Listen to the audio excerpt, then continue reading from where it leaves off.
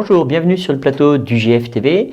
Nous sommes sur Loiret Business. Aujourd'hui, nous recevons Fabrice Labadie. Bonjour. Bonjour Sébastien. Bienvenue chez nous. Merci. Alors Fabrice, on va retracer un petit peu le parcours. D'où est-ce que tu as commencé pour arriver au jour d'aujourd'hui, ce qui se passe, l'actualité du moment. Tu as commencé tout jeune par un métier passion, ça il faut le dire. Tout à fait. Depuis tout petit, je voulais être vétérinaire. D'accord. Et j'ai eu la chance de faire les études que je souhaitais faire. Et donc j'ai intégré Maison Alfort dans le 94, d'où je suis sorti avec un doctorat vétérinaire en 88. Voilà. D'accord. Donc cette passion, tu l'as poursuivie, parce que tu l'as toujours, c'est quand on a un métier passion dans le cœur. Tu as continué. En parallèle de ce métier que tu as laissé un petit peu de côté, tu as continué quand même sur ce côté un petit peu médical, vétérinaire. C'est la suite de ton parcours. Et effectivement, après avoir pratiqué pendant une petite dizaine d'années, ensuite j'ai fait, puisque j'aime beaucoup me former, j'ai fait une année d'études à l'École supérieure de commerce de Lyon. Donc retourner aux études. Oui, voilà. Tout à fait. J'avais 34 ans à l'époque.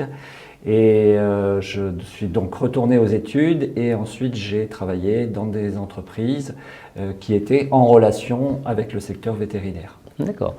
Et donc toujours dans cette passion-là, tu as continué après, la relation vétérinaire, la relation médicale, côté du vétérinaire, et côté un petit peu plus commercial, différent enfin. Alors, il y avait une partie commerciale, mais j'ai souvent eu des rôles également techniques, notamment quand je vendais du matériel d'imagerie médicale pour les vétérinaires.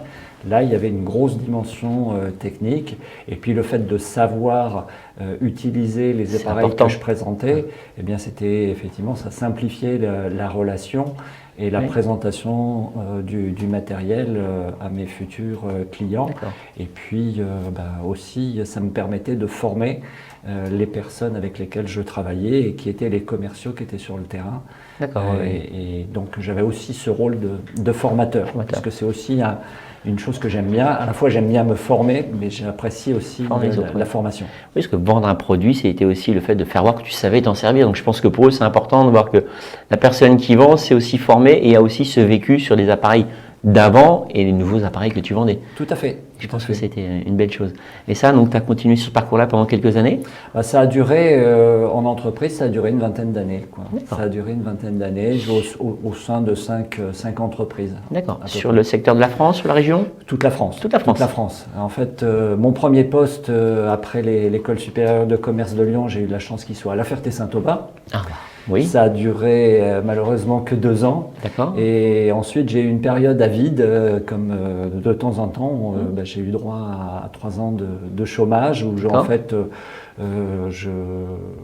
j'ai développé différentes activités. J'ai fait de la formation, j'ai essayé de créer une entreprise, j'ai fait vraiment beaucoup de choses à cette période-là, tout simplement pour gagner ma vie. Et jusqu'à ce que je rentre ensuite dans une société qui était basée à Paris. Là, je faisais des études de marché, beaucoup sur le monde vétérinaire, mais également sur le monde agricole. Donc, monde assez proche de la santé animale. Et puis ensuite, j'ai rejoint justement cette entreprise d'imagerie médicale qui était basée en Alsace. Ah oui, d'accord. Ensuite, j'ai rejoint une entreprise qui était basée à Caen pendant 4 ans également. Et ensuite, j'ai terminé pendant 4 ans par une entreprise qui était basée à Lyon. Donc voilà, j'ai fait un peu le tour de la France. Un petit peu le tour de France, tout en restant basé quand même structurellement sur le Loiret. Toujours basé en Sologne. En Sologne, à la Motte-Beuvron, plus exactement. Et donc c'est vrai que c'est important. Et ça se faisait bien le voyage à travers toute la France et la coordination. Déjà, on a la chance d'avoir les autoroutes et d'avoir un bon réseau routier qui me permettait d'aller aussi bien voir des clients en Bretagne qu'en Alsace ou dans le sud de la France. Maintenant, c'est vrai que j'avais aussi, à certains moments, j'avais des commerciaux. Et donc, ça tu es divisé, bien sûr. On se partageait les secteurs. Donc je peux te demander la carte de France des meilleurs routiers, des cafés, des restaurants? Alors peut-être pas sur les cafés-restaurants parce que j'étais plutôt à sauter des repas, ce qui n'était pas forcément très bon. Mais par contre, tu peux me demander les départements, je suis assez fort sur les départements. Alors après cette période, on va dire, côté vétérinaire, médical, tu as voulu structurer un petit peu plus, tu es monté un petit peu sur un autre créneau? Alors en fait, ça s'est fait différemment. C'est-à-dire qu'à la fin de mon dernier emploi, J'avais un peu l'impression d'en avoir fait un peu le tour. Et j'ai souhaité aussi arrêter de parcourir la France en long, en large et en travers, parce que c'est des dizaines de milliers de kilomètres chaque année, et mine de rien c'est fatigant. D'autre part, les enfants avaient grandi, avaient quitté la maison, mon épouse se retrouvait seule, moi ça m'embêtait aussi de continuer ce rythme-là, et donc j'ai décidé de créer ma propre société, après avoir rencontré le groupe Rivalis qui m'a proposé de rejoindre les troupes Rivalis en France. Alors, le passage entre le moment où tu décides un petit peu d'arrêter ça et d'aller sur Rivalis, qui est un petit peu axé pareil, mais quand même différent, c'est important de faire un bilan. Comment ça s'est passé le passage entre les deux? Tu as fait un gros bilan sur toi, tu as travaillé, c'était naturel? Le bilan était plus basé sur le personnel, c'est-à-dire que c'était vraiment l'envie de travailler localement et d'arrêter de courir la France à droite et à gauche. Je me suis dit que à la fois sur la Sologne, sur la région blésoise, sur Orléans, il y avait matière à avoir de l'activité, une activité professionnelle. Et je préférais effectivement parcourir la région Centre-Val de Loire que toute la France. Alors c'était purement égoïste, ça m'a permis également d'être chez moi tous les soirs, évidemment. Je n'avais plus ce rythme de grand routier qui était le cas avant. Qui peut être aussi fatigant de rentrer tous les soirs tard. En l'occurrence, comme je travaille au rythme de mes clients, je les rencontre chez eux, dans leur locaux professionnels, et donc c'est dans le cadre des horaires traditionnels des entreprises. D'accord. Alors donc le départ était difficile, chaotique, tu as réussi tout de suite à prendre tes marques, parce que sur Rivalis, c'est pas ta société, c'est une grosse entreprise dans laquelle toi, tu délocalises sur le Loir-et-Cher en fait. Alors, Rivalis, c'est structuré, c'est un groupe aujourd'hui qui a 27 ans d'âge, qui a évolué depuis sa création, mais avec une philosophie qui est toujours la même, c'est d'apporter des outils et un accompagnement aux chefs d'entreprise, de petites entreprises, des TPE essentiellement, TPE artisanales, mais également ça peut être des professions libérales, on pourra en parler tout à l'heure. Et dans le cadre de ce développement, Rivalis nous a apporté des méthodes, un savoir-faire et les outils qui vont bien pour accompagner ces chefs d'entreprise, de petites entreprises. La méthode a toujours été la même du début à la fin, et tout de suite tu t'es rentré dans le moule, ça t'a plu, tu t'as senti… Oui, j'ai tout de suite perçu, du conseil j'en avais fait un petit peu, maintenant le fait d'avoir et une formation au démarrage, ce qui était vraiment important, qu'il y ait une réelle philosophie qui soit derrière cette entreprise et qu'on nous donne des outils et un accompagnement qui est continu. Aujourd'hui, on est plus de 700 conseillers en France. Si j'ai une difficulté particulière sur un dossier, j'ai toujours quelqu'un qui pourra m'aider, soit un conseiller, soit Rivalis. Les gens de Rivalis peuvent également nous apporter du conseil et des services. Au niveau de Rivalis, tu es fier? Il y a des entreprises comme ça que tu peux dire, je suis fier de les avoir bien aidées, c'est grâce à mon savoir, grâce aux outils qu'on leur a apportés, qu'ils ont pu ne pas fermer ou continuer leur accroissement? Alors, en tout cas, oui, il y a des entreprises avec lesquelles je travaille. Mon premier client, moi j'ai démarré en 2017, en juin 2017. Mon premier client, réellement Rivalis, date de septembre 2017. Et je travaille encore avec cette personne. Alors, non pas qu'il y ait forcément eu tout le temps des difficultés, il y a eu des passages difficiles. Mais le fait de le voir régulièrement, eh bien, ça permet aussi d'échanger. Le chef d'entreprise échange avec moi de manière tout à fait confidentielle. Il peut se permettre de partager des choses qu'il ne peut pas se permettre de partager avec ses salariés. Parfois, ce sont même des fois des choses qu'ils n'osent pas partager avec leur conjoint. Pour différentes raisons, parce qu'ils ne veulent pas ramener les problèmes à la maison, les problèmes à la maison, des difficultés. Et donc là, en fait, ça nous permet d'échanger vraiment sur ces sujets-là qui leur tiennent à cœur. Et en fait, moi, Mon travail, c'est plus de poser des questions. Poser des questions, ouais. Parce que les solutions, par exemple, si c'est des solutions techniques ou si c'est des solutions qui sont liées à l'organisation de leur entreprise, c'est évidemment eux qui connaissent mieux leur entreprise que moi. Bien sûr. Mais par contre, moi, en posant des questions qui peuvent paraître parfois un petit peu idiotes, simples, eh bien, ça les met en réflexion. Et des fois, ils ont la réponse tout de suite. Et puis des fois, c'est une semaine après, ils me rappellent en me disant « Mais au fait, Fabrice, j'ai trouvé, est-ce qu'on pourrait faire comme ça ?» Et la réponse est souvent oui. Donc moi, mon rôle, c'est d'être un peu leur miroir et je ne les aide pas, je les accompagne. Et par contre, ce que je fais, c'est souvent poser beaucoup de questions de façon à ce qu'ils puissent avoir une vision plus juste de leur entreprise. Ça fait un petit peu, entre guillemets, le psy, quoi. C'est-à-dire que tu écoutes beaucoup ce qu'ils vont te dire et tu arrives à te sortir les questions pour qu'eux-mêmes trouvent leur petite solution. Certains, effectivement, m'appellent coach ou psy. Je ne suis ni l'un ni l'autre. Je n'ai fait aucune de ces formations-là. Comme tu l'as dit tout à l'heure, je suis vétérinaire de formation. Mais mon parcours en entreprise m'a appris aussi à écouter, aussi bien écouter les demandes des clients, écouter les demandes des collaborateurs avec lesquels je bossais. Et ça, eh bien c'est un acquis dont je peux faire profiter aujourd'hui mes clients. Et en fait, dans ce métier-là, il faut quand même aimer les gens. Et moi, j'ai la grande chance d'adorer faire de nouvelles rencontres. Et ça, c'est vraiment le plus important pour moi. Le moment où je rencontre un professionnel et qui me dit « bah oui, on va travailler ensemble », pour moi, c'est un vrai moment intense. Non pas parce que j'ai un nouveau client, mais surtout parce que je vais pouvoir travailler dans une nouvelle structure, avec des nouvelles personnes, je vais faire des rencontres, je sais que je vais apprendre des choses. Parce que quand on travaille avec un électricien, un plombier ou un architecte, eh bien, on apprend de nouvelles choses sur leur métier, sur leur façon de travailler. Bien sûr. Tout corps de métier, toute personne qui a une entreprise petite ou moyenne, qui a une 5, 10 salariés, un salarié, vient de voir, il y a une possibilité de travailler ensemble. Rivalis se couvre par son fonctionnement, par sa philosophie, couvre absolument toutes les entreprises. Il est vrai qu'on peut aussi bien travailler avec un restaurateur qu'avec un artisan du bâtiment, qu'avec une profession libérale ou avec un commerçant. L'apport n'est pas forcément le même. Aujourd'hui, moi je me sens plus à l'aise avec des artisans ou avec des professions libérales telles que les commerçants. C'est une question un petit peu aussi de feeling, oui, puis on se sent plus à l'aise d'amener compétences. Et je me sens plus légitime sur ces métiers-là parce que c'est l'expérience que j'ai aujourd'hui.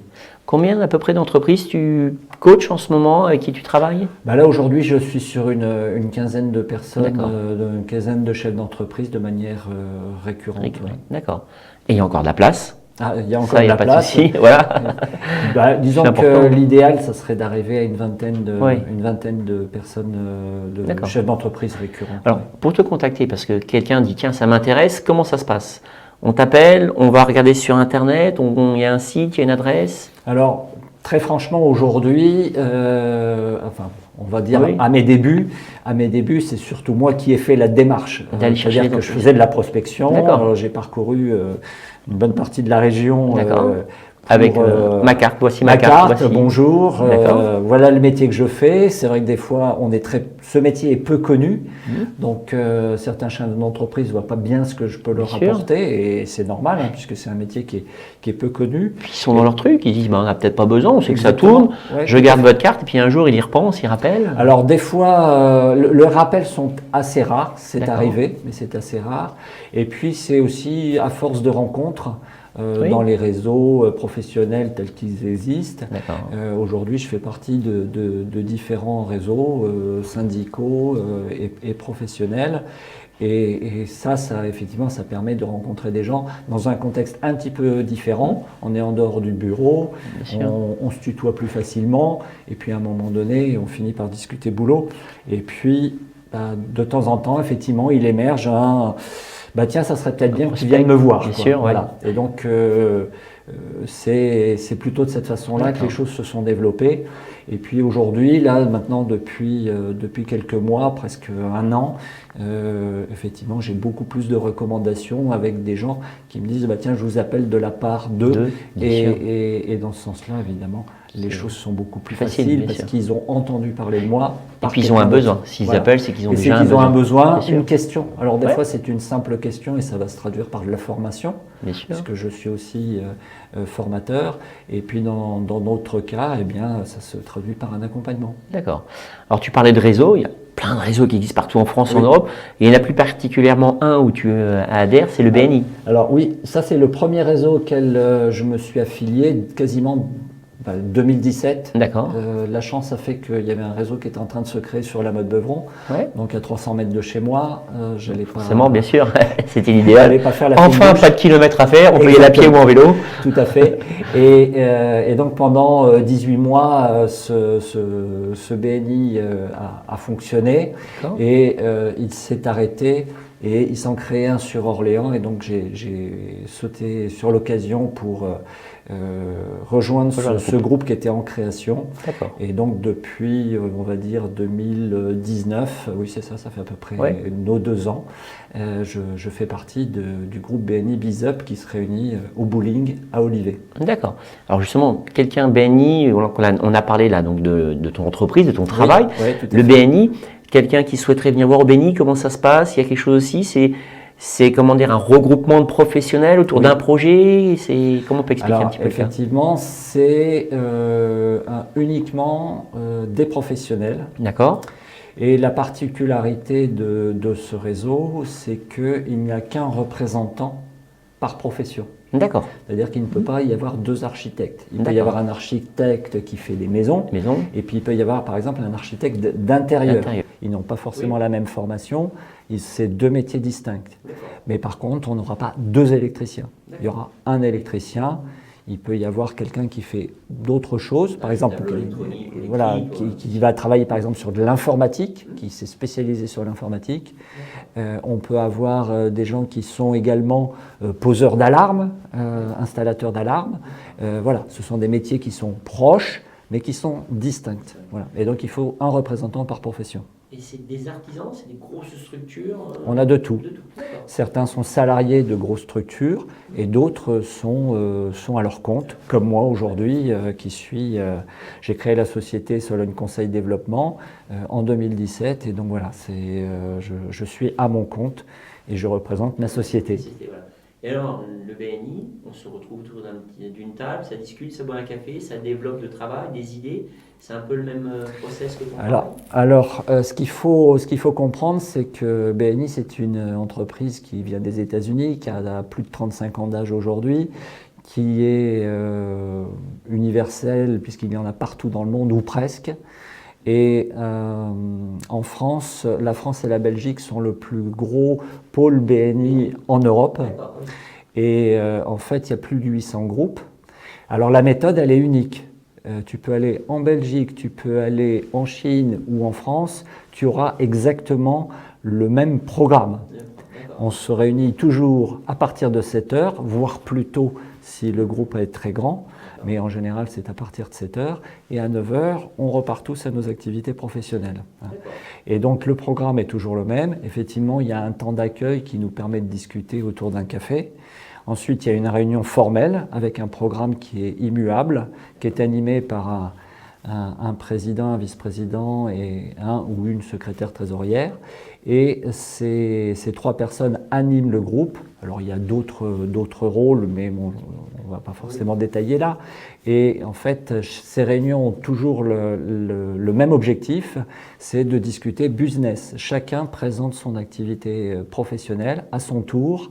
Et puis il y a, en fin de réunion, il y a une ou 2 conférences où chacun va avoir 5 à 10 minutes pour présenter plus grandement son activité. Alors Fabrice, en dehors de tout ce travail qui occupe déjà pas mal de temps, tout à fait. Il y a peut-être un petit loisir pour sortir de tout ça, parce que c'est aussi important de se dire, voilà, on fait notre travail, on adore tout ce qu'on fait, mais pourquoi pas sortir aussi la tête du travail, c'est ça qui est important. Oui, alors j'ai quand même plusieurs loisirs. Un qui m'occupe bien, effectivement, c'est l'aïkido. Oui. Petit, j'ai fait du judo et puis une cervicale à l'âge de 15 ans a été douloureuse et donc j'ai gardé cette petite séquelle et donc j'ai arrêté le judo en compétition. Par contre, arrivé à la trentaine, j'avais envie de reprendre une activité et l'aïkido est vraiment idéal puisqu'en fait c'est un sport pour lequel il n'y a pas de compétition. Et donc, on essaye de travailler en harmonie avec son partenaire. L'idée, c'est de faire un beau mouvement. Et on reste quand même dans les arts martiaux avec la concentration nécessaire, c'est aussi une façon de se maintenir en forme, puisque on apprend à chuter, on fait des étirements, etc., etc. Donc, c'est une façon aussi de se maintenir en forme. C'est une philosophie personnelle, parce que vraiment, moi, ça me permet de me recentrer, de me concentrer sur l'instant présent et je pense que ça m'apporte aussi beaucoup dans mon travail parce qu'à un certain moment je peux être face à des chefs d'entreprise qui ont des difficultés réelles et donc moi il faut que je sois présent au moment où ils m'expriment ces difficultés et que je sois vraiment tout à leur écoute et le fait de pratiquer cet aïkido, de faire aussi un petit peu de méditation de temps en temps, je pense que ça m'apporte aussi un bien pour mes clients. Je pense que c'est ça qui est important, comme tu dis, le fait de la méditation, la concentration, et c'est vrai que quand tu es là-dedans, tu es dans ton mouvement, tu ne penses pas du tout au travail, et quand on revient au travail, c'est la concentration qui vient. Exactement. Je pense que c'est important. Le fait d'être présent, c'est-à-dire qu'il faut que le client il sente que tu es là pour lui, et tout le temps. Et ça, je pense que cette activité m'apporte ça. Après, j'ai d'autres passions. Depuis quelque temps, je me passionne pour l'ornithologie. Donc, je suis souvent à écouter les oiseaux de mon jardin, à prendre mes jumelles de temps en temps des photos. Et puis, effectivement, j'ai la chance d'avoir un peu de bois autour de chez moi. Donc c'est l'opportunité. Je me suis mis à construire, à bricoler des nichoirs de façon à favoriser aussi la biodiversité dans mon jardin. Donc voilà, c'est des petites passions comme ça. D'accord. Et tu fais partie pour l'aïkido d'un club aussi, d'une association plus spécifique? Oui, en fait, l'aïkido, c'est plus un club sportif traditionnel. Par contre, je fais partie d'une association dont je suis président depuis 13 ans maintenant, je crois. Et c'est l'association IACA. Je n'en suis pas le fondateur, mais j'en suis le président. Et c'est une association qui travaille avec les personnes en difficulté. Ça peut être des enfants, ça peut être des personnes âgées. Donc on travaille avec les ITEP, les instituts thérapeutiques pour les enfants. On travaille avec des IME. On travaille également avec des centres qui accueillent des enfants ou des adultes qui peuvent avoir des problèmes, des paralysies, des problèmes neurologiques, etc. Et puis on travaille dans les EHPAD, dans les maisons de retraite, aussi bien avec les personnes qui sont simplement, entre guillemets, en maison de retraite, mais également en unité Alzheimer. Et la médiation animale existe maintenant depuis bientôt 30 ans et ça nous permet... On réalise des ateliers, dans ces établissements à visée thérapeutique, c'est-à-dire qu'on travaille avec la psychologue, souvent c'est la psychologue, mais ça peut être aussi le kiné, et on arrive donc avec des animaux, ça peut être souvent des chiens, souvent des golden, mais on travaille aussi avec des petits animaux comme les colombes, comme des cochons d'Inde par exemple. On amène ou des chats, on amène des petits animaux selon l'objectif qui a été fixé avec le thérapeute au sein de l'établissement. D'accord. Les animaux, c'est dans votre groupement d'associations? Alors effectivement, voilà, c'est ça. On a des intervenants spécialisés qui se sont formés à la médiation animale. IACA a aujourd'hui 2 intervenants et ces intervenants se renouvellent également leur formation de manière régulière et c'est leurs animaux. Alors l'association possède 2 animaux aujourd'hui, 2 chiens, mais voilà, il va falloir les renouveler parce qu'ils vieillissent, on les met à la retraite Et donc, là, on est dans une période où il faudrait qu'on renouvelle effectivement nos chiens. L'association IACA, elle est basée sur la Motte-Beuvron? Alors, son siège social est basé à Saint-Viâtre, qui est en Sologne. C'est une association qui est reconnue d'intérêt général, c'est-à-dire que les dons sont déductibles selon les consignes des impôts, que l'on soit une entreprise ou que l'on soit un particulier. Et on fonctionne vraiment comme une association.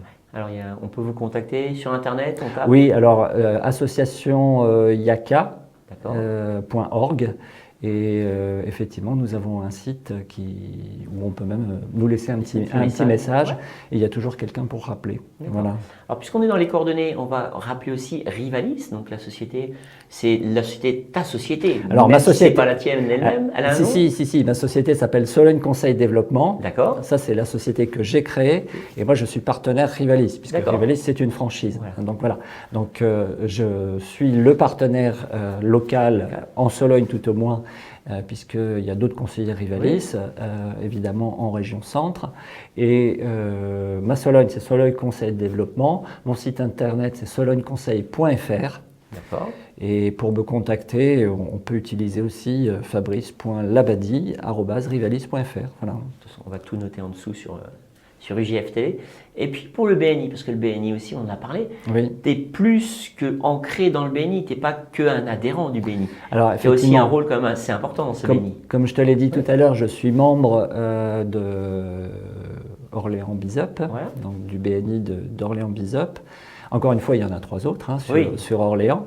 Si jamais votre métier est déjà pris dans notre groupe. Mais effectivement, depuis maintenant 3 ans, je suis directeur consultant. J'ai créé un des 4 groupes sur Orléans et j'accompagne également le groupe de Châteauneuf et le groupe d'Amilly.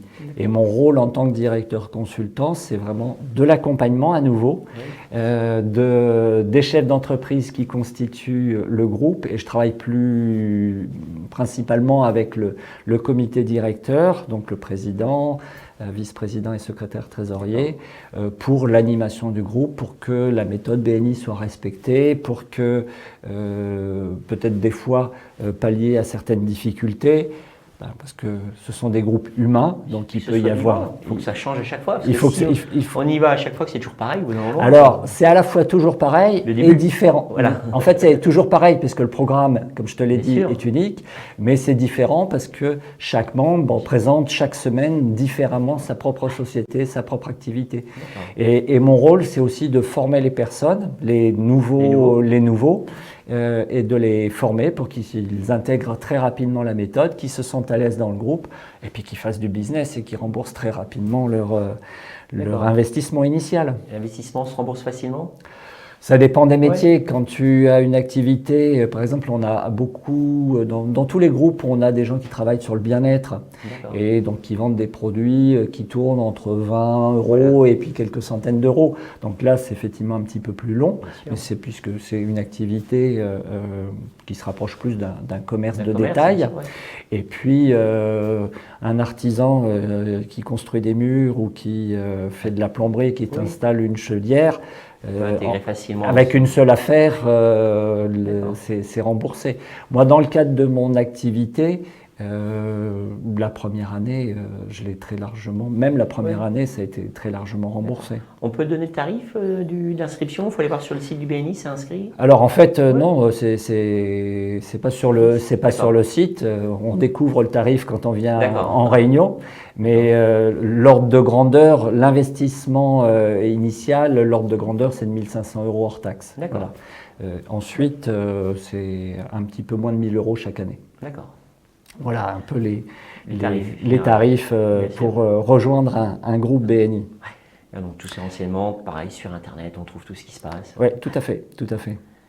Et effectivement, pour ce qui est ma société, on peut me retrouver aussi bien sur LinkedIn que sur Facebook. Sur Facebook, il y a différents réseaux sur lesquels on peut trouver. Voilà, réseaux classiques sur lesquels les professionnels sont présents.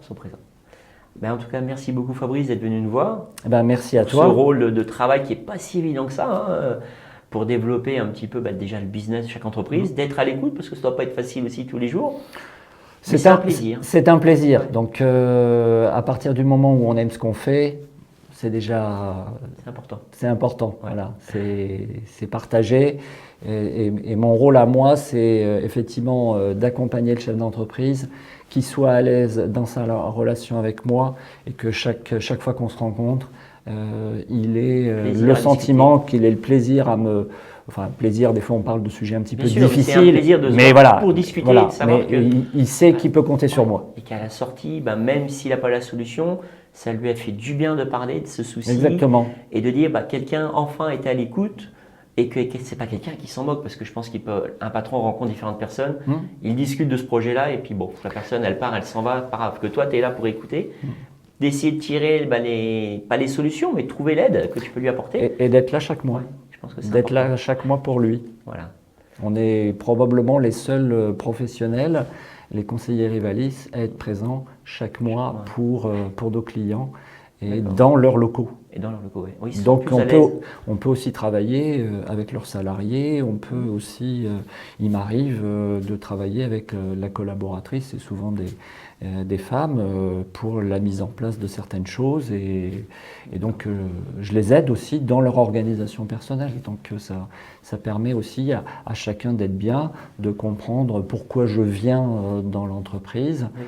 Certes, je travaille avec le patron, mais je peux aussi travailler avec leurs Je collaborateurs. pense que les collaborateurs te regardent différemment quand il doit arriver. Oh. Ils disent, c'est qui ce gars-là qui va changer mon entreprise? Qu'est-ce qu'il vient faire chez moi, quoi? Alors, Premier regard, il peut y avoir effectivement un petit peu de méfiance. Est-ce que je vais changer les habitudes? Bien sûr. Et la réponse est oui. Oui. Et il faut. Et Si on t'appelle, c'est qu'il y a besoin. Parfois, c'est nécessaire. Tout à fait. D'accord, ça marche. En tout cas, merci beaucoup d'être venu sur UGF Télé, c'était un grand d'avoir plaisir. développé ton métier. Et puis, dès qu'on a du business, on se rappelle. Parfait. Merci. À bientôt, Fabrice. À bientôt. Au revoir. Eh bien, merci. C'était Sébastien avec Fabrice Labadie. On a parlé aujourd'hui sur UGF Télé, sur le plateau Loiret Business.